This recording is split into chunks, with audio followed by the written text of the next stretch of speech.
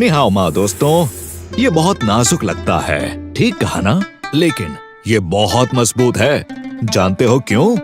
क्योंकि ये बना हुआ है रेशम से। बिल्कुल ठीक।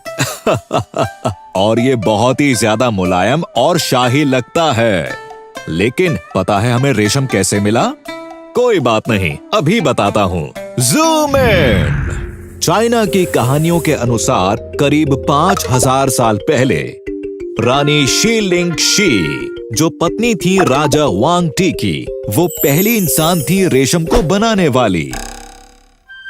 एक दिन रानी अपनी तलवार की धार तेज कर रही थी और चाय पी रही थी, शहतूत के पेड़ के नीचे बैठकर। एक ककून उनकी सफेद गर्म चाय के कप में गिर गया और थोड़ी ही देर में खुलना शुरू हो गया।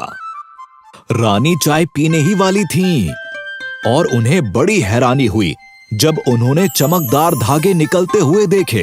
रानी को वो चमकदार धागे इतने पसंद आए कि उन्होंने उनका सोर्स ढूंढना फौरन शुरू कर दिया और खोज से उन्हें मिला बॉम्बिक्स मोरी सिल्कवर्म। फिर तो वो शहतूत के पेड़ के इर्द गिर्द घूमते हुए ध्यान से ककून्स को देखने लगी। कीड़ों को अपने ककून्स में लिपटा हुआ देखकर, जो धागे जैसे मटेरियल से ढका था, उसे देखकर समझदार रानी को ये आइडिया आया, क्यों ना उस धागे को बुनकर कपड़ा बनाया जाए। वो वापस आई और प्रोडक्शन का एक तरीका डिजाइन किया उस कपड़े को बनाने के लिए जिसे हम कहते हैं रेशम। बहुत मेहनत के बाद उन्होंने सेवकों को भेजा रेशम के कीड़ों के दिए अंडों को इकट्ठा करने के लिए। बेबी वर्म्स, जिन्हें लार्वा कहते हैं, 2 हफ्तों बाद अंडों से निकले और उन्हें शहतूत की पत्तियां खिलाई गईं 1 महीने तक। इससे उनका वजन बढ़कर हो गया 10,000 गुना ज्यादा और वो हो गए 3 इंच तक लंबे। लार्वा ने निकालना शुरू कर दिया लिक्विड रॉ सिल्क अपनी सलाइवरी ग्लैंड से। जब लिक्विड हवा के संपर्क में आया, वो जमकर एक धागे में बदल गया। विकसित होते हुए लार्वा ने खुद को मोटे गर्म ककून में लपेट लिया। तो मेरे दोस्तों, ये था पहला कदम रेशम के धागे के बनने का। ओ, ककून्स को फिर से 3 मिनट के लिए उबाला गया, मौत बनने से पहले ही प्यूपा को मारने के लिए। ककून बॉईल करने से जेलेटिनस प्रोटीन मेल्ट हो गया, जिसमें ककून बाइंड था। उन्होंने 50 ककून्स लिए और बैम्बू स्टिक के सिर्फ एक छेद से उन्हें निकाला, हाथ से चलने वाली एक रील से।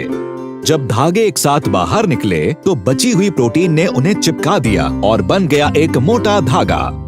आखिर में धागों को बुनकर बनाया गया चमकदार और मुलायम एक रेशम का कपड़ा। 200 BC तक रेशम सिर्फ चाइना के राज परिवार के इस्तेमाल के लिए ही था, और क्योंकि मलबरी रेशम के कीड़े चाइना में ही मिला करते थे, उन्होंने इसका पूरा फायदा उठाया। रेशम के व्यापार पर चाइना की मोनोपोली थी। उन्होंने कीड़े की बात सीक्रेट रखी। रेशम की मांग बहुत ज्यादा बढ़ गई और पूरी दुनिया के लोग इसे सोने और चांदी के सिक्के देकर खरीदने लगे। पर सीक्रेट ज्यादा देर तक छिप नहीं सकता था। 300 AD में कोरिया ने रेशम बनाना शुरू किया। ऐसा उन चाइनीज इमिग्रेंट्स की वजह से हुआ जो वहां बस गए। जल्द ही रेशम का उत्पादन होने लगा जापान, इंडिया और पर्शिया में भी, और बहुत ही जल्द चाइना ने ये मोनोपोली खो दी। 13वीं सदी के दौरान इटली का नाम सबसे ऊपर हो गया। रेशम के इतिहास में वो सबसे ज्यादा रेशम बनाने वाला देश बन गया। जल्द ही फ्रांस ने रेशम के लिए इटली को चुनौती देनी शुरू कर दी। लेकिन आजकल चाइना फिर से पहले नंबर पर आ गया है और रेशम के उत्पादन का राजा बन गया है। ओह, मैं भूल ही गया था, मुझे आपको कुछ बताना है जो बहुत मजेदार है। Trivia time. क्या आपको पता है रेशम की रस्सी उतनी ही मजबूत होती है उतनी ही मोटी मेटल की तार से। असलियत में ये सबसे मजबूत धागा है इंसानों की जानकारी में।